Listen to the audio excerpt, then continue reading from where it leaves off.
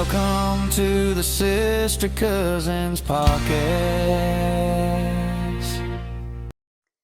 Well, hello. We are back. Episode 4. Welcome in. Thank you for joining the Sister Cousin Podcast. We are so grateful that you're joining us, that you have engaged, and I hope that you're hanging in there with us. We're just getting started. Lots more to come. Yeah, we truly appreciate all the support you've been giving us, and you're truly motivating us to continue this podcast. So I hope you're in for the long haul with us, and as we get this thing started. Well, this week we're going to talk about joy. So last week we talked about strength, and the joy of the Lord is our strength. But we also thought, well, we got to tell some stories, about joy. And so, we've talked a lot about our parents and their personalities and kind of how we grew up, and it was a fun time, even though we laugh about it, and there were things that were hard and we didn't understand, and there was a lot expected of us, but we grew a lot, we learned a lot, we had a lot of fun, and some things we learned what not to do. Absolutely. Like what not to Yes. repeat as a parent, but today we're talking about joy. So I had a few stories that came to mind, and again, they involve, well, for me, it involves my dad. My mom, she had joy, but she was very reserved, and so she didn't express emotion a lot. And so we knew she was happy, we knew that she had joy, but it wasn't as probably demonstrative as my dad.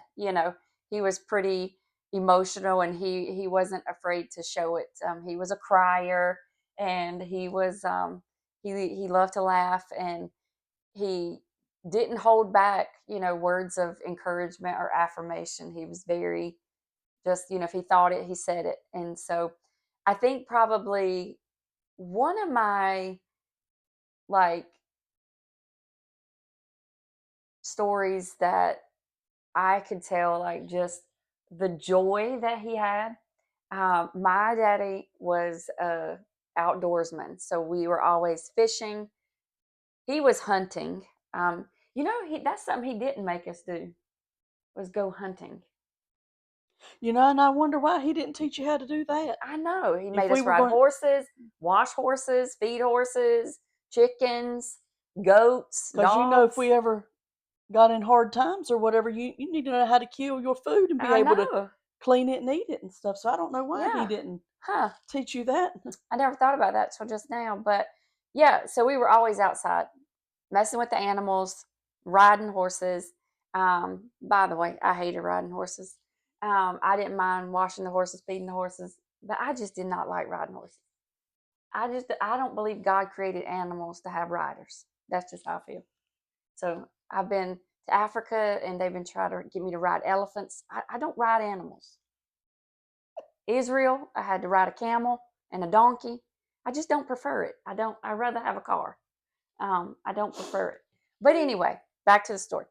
So my dad always, and he again treated us like boys. You put your own worm on the hook. We had to dig up our worms, and then you had to put your own worm on the hook, and then you had to, if you caught a fish, you had to get the fish off the hook, and that was the thing I was most scared about. And he found joy in the smallest things, like the smallest things. And we had a pond out behind our house where we lived, and he would always take me and my sister fishing. And we love to fish. I still love to fish. And so we dug our worms, we got our gear, and we headed out to the pond. And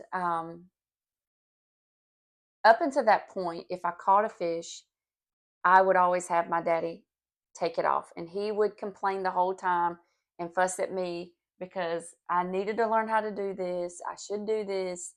And I just didn't like it. It just felt gross. I just didn't like it. Mm. But that day, he was down the pond and I caught a fish. And I reeled the fish in and it was good sized fish. And I called for him and he said, I'm not going to come. You take it off. And so I remember thinking, I do not want to put my hand in this fish's mouth. Like, it Mm-mm. just made me nauseous to think Ooh. about it. But I did it. No gloves, no needle nose pliers, no nothing. With my hands, I got my fish off the hook. I held it up and I called Daddy. And when he looked up, it was like I had just won an Olympic gold medal. Oh, yeah. There was so much joy. Like he was, just like the biggest cheerleader, just the biggest smile, laughing, cheering me on. Like I felt like I had done something amazing and I had taken a fish off the hook. Now, when my husband watches this podcast, he's going to be a little upset with me because I still make him take my fish off the hook most of the time. I will do it once in a while if he's way down the pond on the kayak. I will take my fish off, but most of the time, I still have my husband take.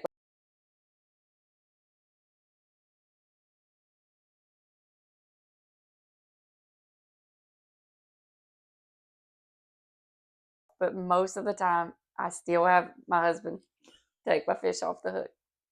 But yeah, he found joy in the smallest things that we did. If we accomplished something that he was trying to teach us, that was just like he'd be on that high for days. And he would tell his brothers, he would tell his mama, he would tell his daddy. There was just this sheer joy that he found in just the smallest of things. Even with like him mastering a skill, if he was, playing a musical instrument and he got a song down or a little piece of a song down, that just the joy that just he just always, it was just right there at the surface, just waiting to come up. And yeah, so that's my joy story. I thought I had my joy story picked out, but another one came to mind that I think I probably need to share instead. Because talking about bringing joy to your parents, Mm. I can remember. Now this is going to start out sounding like it's sad or it's a bad story, but it's really not. I always wanted to be involved in things. I wanted to be a part of a group or be part of something.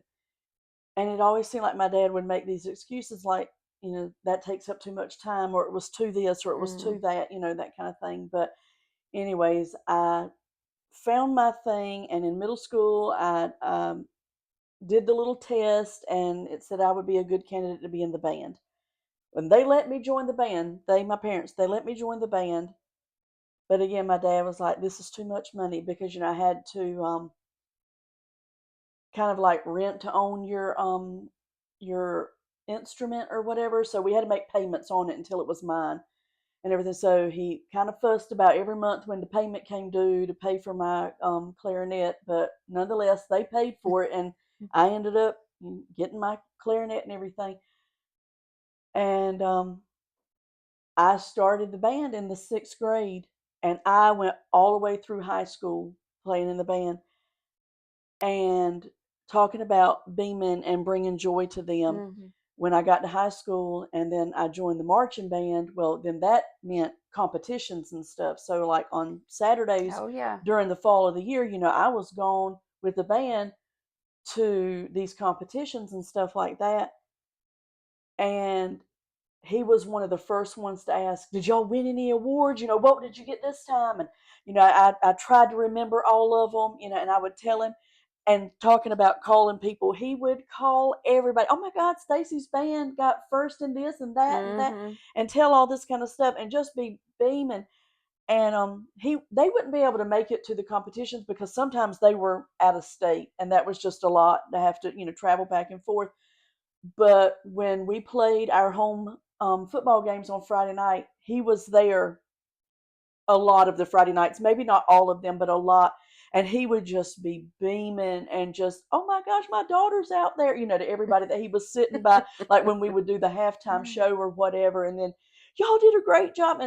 And a genuine smile on his face, Mm-hmm. which both of my parents were not smiley people. They were happy. Yeah. They were very happy people, but if you judged by their face, they didn't look very happy, but they were. Yeah. But when he would talk about me being in the band and stuff like that, Mm-hmm. or telling other people, I mean, he would be smiling Mm-hmm. like as he said it, Yeah. kind of thing. And it just made all those moments, and I could erase all those times that he fussed about having to pay for my clarinet, every month and everything, because to see him be like that and that he was genuinely happy, and happy because I was enjoying something too, and then him telling people, I mean, it brought the biggest joy to me. Like, Yeah. I don't think too many greater feelings to Mm-hmm. have than when your parents, and you can tell it, you can feel it and sense that they're proud of you or happy Yeah. for you, or Yeah. you have just done something really, really good, in their eyes, Yeah. and they have really, truly enjoyed what they just saw, and you were a part of that. It was some of the best times Yeah. that, so that was one for my dad. Yeah. Yeah. I love that. I remember that band picture. We need to find that and bring it about with your little clarinet. Um, it's true though. You know what? I'm sitting here, and this may get us off topic a little bit, but I'm sitting here even as you're saying that. Like I remember your dad, like talking about that, and I can see him right now with his little newsboy hat on. And and just the way he stood, the way he talked, I could see him right now. And I think what I remember about Uncle Marshall is it was later in life, like before he got sick. I think like the joy that I saw in him when he truly committed his life to Christ. I never had an encounter with him where he did not invite me to church. Oh yeah. We were not necessarily, I wasn't necessarily walking with the Lord at that time. There have been a lot of challenging times in our family. Um, my dad had remarried, and then he, you know, life just got him sidetracked, and we didn't communicate for some years in there, and it was really challenging because in that same time I was, graduating high school and deciding what I was going to do with my life, and my dad was just absent, and it was hard, but because we are sister cousins, I was still around the my dad's side of the family with Uncle Marshall and our other uncles, Uncle Thomas, all of them, and but I remember thinking, and I was dating Andy at the time, my husband now, and I remember that we got in the car when we had been somewhere at a family thing, and we got in the car, and he said, I have never been around your Uncle Marshall that he was not talking about God. Mhm. And but when he did, it was like the deepest kind of joy.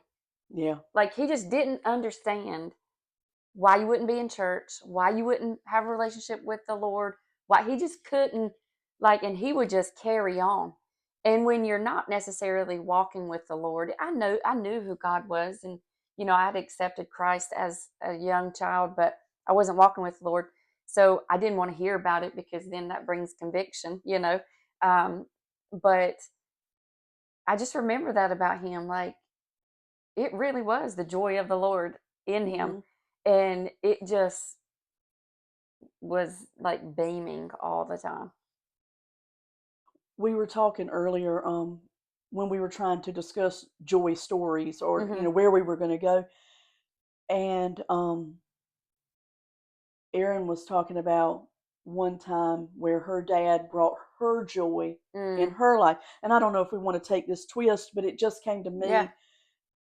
Her joy story for her dad is almost the same as my joy story for my dad. Because, our parents, we have stressed several times throughout our podcast that they didn't always live right, do right, and act right, and stuff like that. And they did worldly things and stuff like that. And so my dad certainly had his fair share of fun times, if you know what I mean.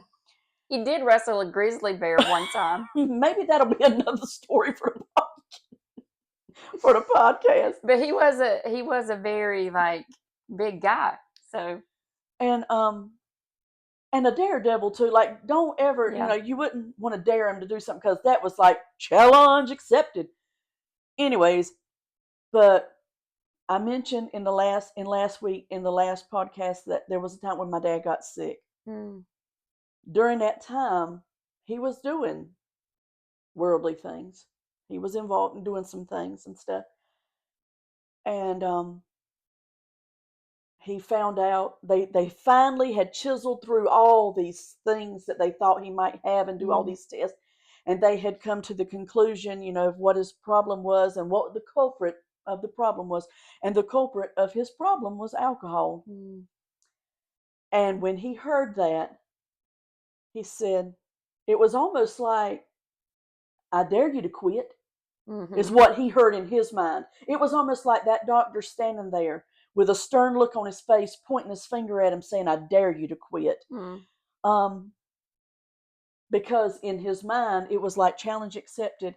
He dropped everything when he heard those words, and he literally quit everything. He quit drinking. He was smoking cigarettes. He quit smoking. He quit drinking. I mean, he went home and he threw his pack of cigarettes away. He took his alcohol, what was left in the bottles. He poured them down the sink, busted the bottles. And I think that was healing for him. And like, I thought he was being crazy, not because he was throwing that away, but I mean, the way he was acting. But it was like he needed to do that. He took a hammer and like hammered the bottles broken. It wasn't like he just wanted to throw the bottle in the trash. He wanted to throw all the pieces, like, I'm permanently done with you. Yeah. And he never picked it up from that day forward. Yeah. He did not sit there and chastise anybody else for doing that, because he knew what kind of lifestyle he had come from and where he was. But when I tell you, when that day happened, my heart could not have been any fuller at that moment in time than it was then. Yeah. It was one of my proudest moments to call him my dad, was at that moment when I watched him go through all of that whole showing, like, of getting rid of that stuff, Yeah, it was a new day. kind of thing. And speaking of a new kind of lifestyle, but I embraced that one. Yeah. Like Aaron, we didn't grow up going to church consistently and stuff like that. But from that day forward, he looked at my mom and he was like, I got to get in church. I got to get my life right. I need help with all of this stuff because I got to stop all of this stuff, and I need help. And I think the only one that's going to be able to help me is God.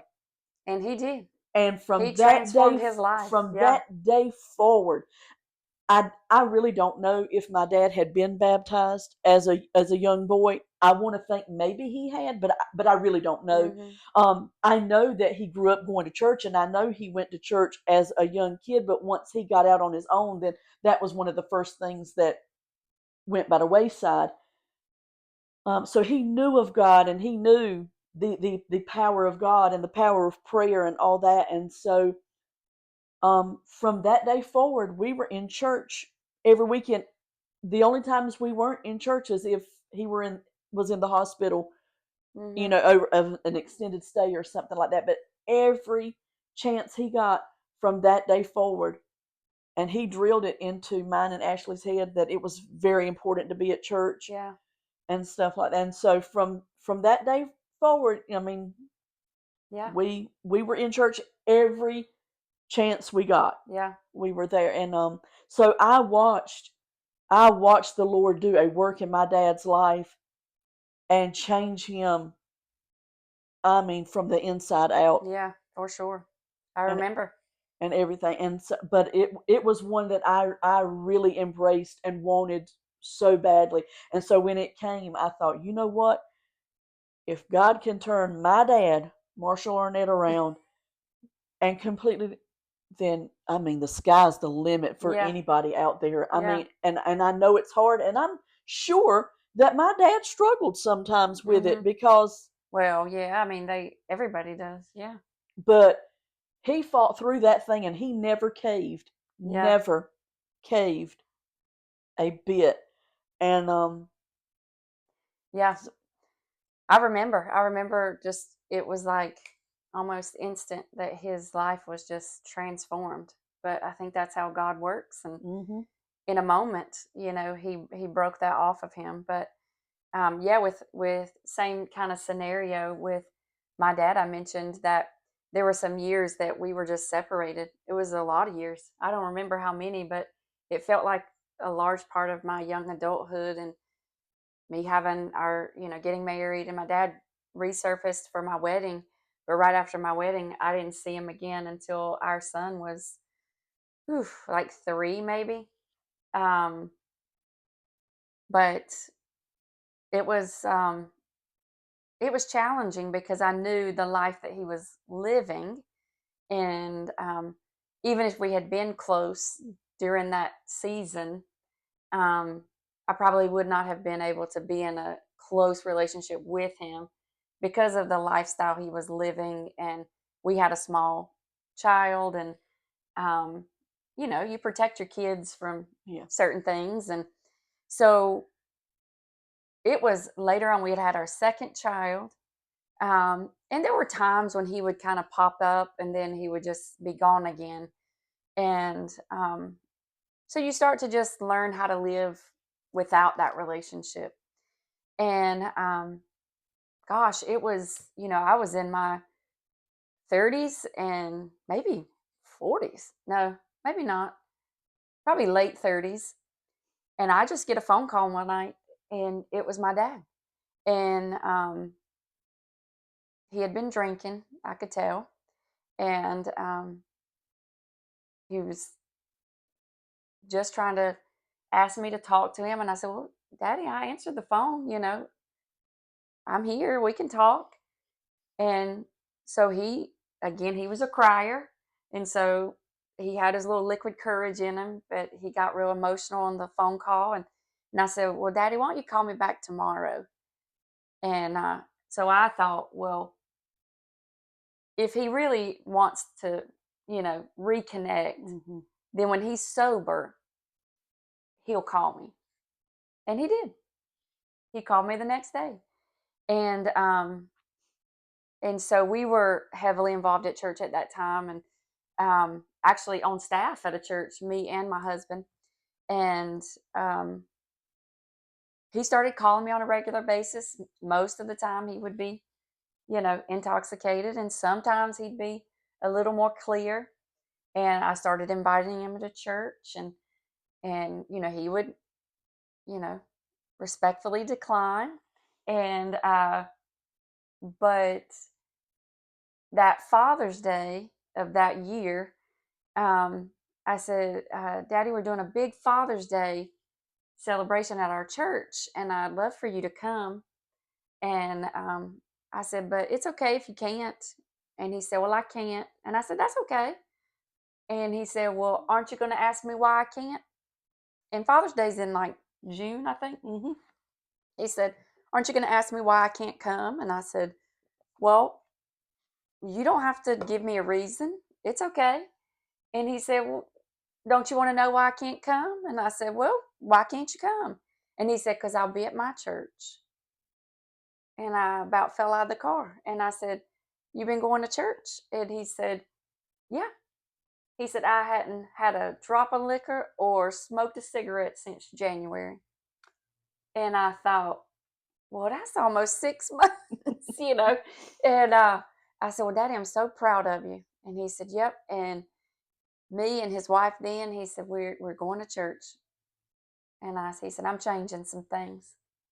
And then he invited us down to see him in a few weekends after that. And we went, and he met our daughter for the first time, and he saw our son for the first time in, gosh, probably 9 years. I was going to say. So, and we reconnected at that point, and we stayed in touch. And that, to me, to see him come from where I knew he had been Mm-hmm. to turn his life around. Now, David, which is my daddy, David Arnett was still always David Arnett. While I do believe the Lord grabbed a hold of his heart, there was a lot of David still in David. But I knew up until the day that he passed away, and I was with him when he passed away, and I kept asking him, Daddy, have you made things right with the Lord? And he said, it's taken care of. I've taken care of it. I am good. I'm good. And I would keep asking him just to be sure, to make sure, Daddy, you sure you're right with the Lord? Daddy, have you asked for forgiveness? I want to see you in heaven. Daddy, are you sure you're good? And he would reassure me, I'm good. I took care of it. I am good. But, he still, the day before he got unresponsive, Elizabeth, if you're listening to this, you'll appreciate this. We were at my daddy's house, and he was dying, and we didn't know how close he was to dying, but he kept assuring me he had made things right with the Lord, and I believe he had. But there was still a little bit of David. So my cousin Elizabeth fixes this taco salad that everybody loves, and it's such a simple recipe, but it's so good. And she normally, I think, puts tomatoes in it or something that he didn't like. I can't remember what it was. And he was still just hours before he goes into this place of going into unresponsiveness, was bickering with her about her taco salad, that he didn't want some kind of ingredient in it. And he lit a cigarette. And she said, Uncle David, can you please put that cigarette out? That's the stinkingest cigarette I've ever smelled. And he looked at her, and he lit that cigarette, and he took a puff, and he looked at her, and he blew it right. So even though the Lord did do a work in my dad, there was a lot of my dad still in there. He never fully let go of all of it. But that day that I talked to him about Father's Day, I know what you mean. It was just like your heart just about burst. And it's funny how we talk about how we bring our parents joy, but then life happens, and you get to receive joy from your parents. Oh, yeah. And you get to understand what it means that the joy of the Lord is your strength. And so, yeah, they were a mess, though. Yeah. They were a mess. Something else I thought about, I would say with my mom, we talk about our dads a lot, just because they were so, I think, they were a lot of times who all of our stories happened with, because it was so odd for them, I think, to have girls. And they were such like rascals. They were. And when we even say, as grown men, they Yeah. were still so just rascally or something. Like, I don't know. they were sometimes ratchety. Oh Lord, every funeral, there was always a fight. There was always somebody scuffling in the dirt, or somebody yelling at somebody, and it was never without excitement. That's for sure. When the Arnett's got together. Absolutely. But I was going somewhere with. Oh, I know what I was going to say. But we talk about our dads a lot, because they were just so. They were something else. But I think watching my mom be a grandmother to my kids, to me, I grew up with a mom that was very, we've talked about this in previous podcasts. She was very rigid. She was very um, demanding in some ways, and she had a lot of pressure on her as a single mom, and I get that. And I'm sure as I have grown and matured in my faith and dealt with demons that I've had and challenges that I've overcome and pain that I went through as a child, and you overcome things. I just know that my mom loved us the best she could with the Mm-hmm. level of health that she pursued. And I think in that generation, asking for help or getting help, Oh, that was just unheard of. And so she just muscled through, and her right. muscling through sometimes was harsh.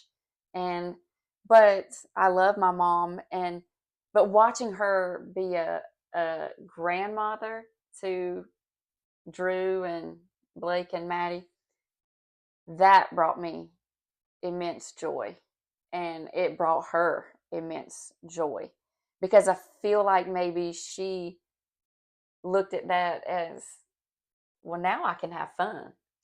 Like, now I can have fun all the time with them. Right. I mean, Christmas was like, there would be presents from one side of my house to the other Yeah. for her grandkids, for my kids. And every birthday, anything. I mean, Valentine's Day, 4th of July, it didn't matter what it was. Any kind of holiday that warranted a gift. And not just I mean, she just showered them with things that they loved. And it didn't even have to be a holiday. She could have just picked Madison up or had Blake and Drew sleep over, and they were into wrestling, and she would get her best towels out, and they'd have them tied around their neck, and she'd let them jump all over her furniture. I'm looking at her like, now if I'd have done that, if I'd have Right. put my feet up on the couch, I'd have had to draw back a nub. Right. But Right.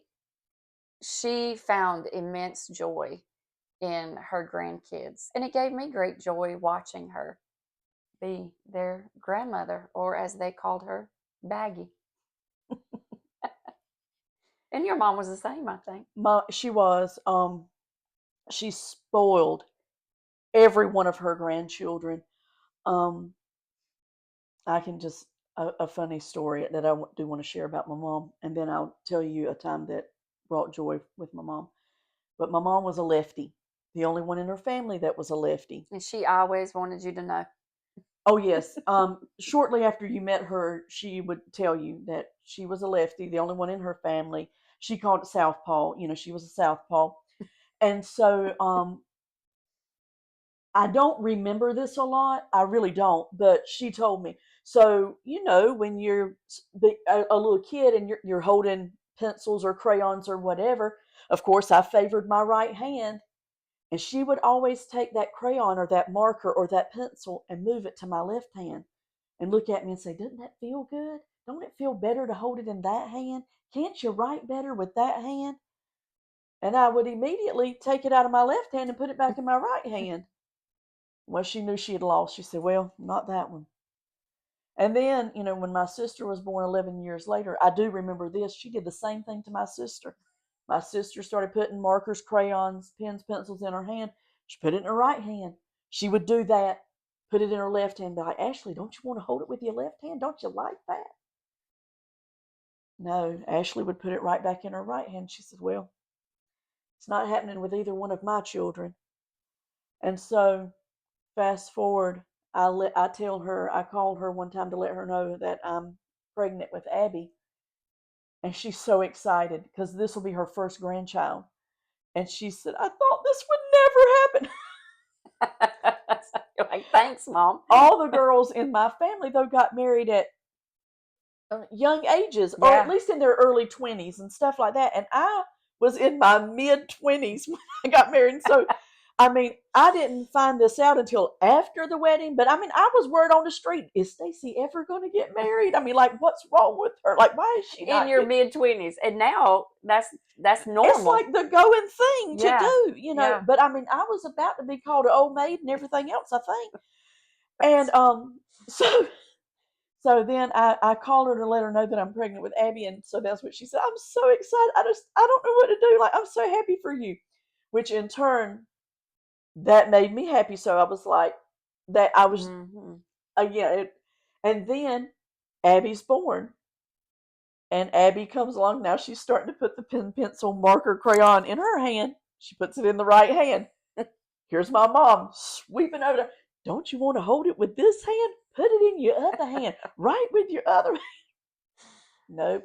Abby would put it right back in that right hand. Well, not with this one either. I guess I'll be the only one. So then my nephew was born. She did the same thing with him. I won't keep repeating the story, but when she did the same thing with him, he's right handed. So fast forward a few years, and I began to think, I'm not going to have any more children. Maybe, Abby's the only one. And my sister comes up and says, "Guess what? I'm pregnant. The baby's due in September, I believe." And I was like, "Oh, really? Cool. Congratulations." And I want to be happy for her so bad. But then I'm like, I want a second child, Yeah.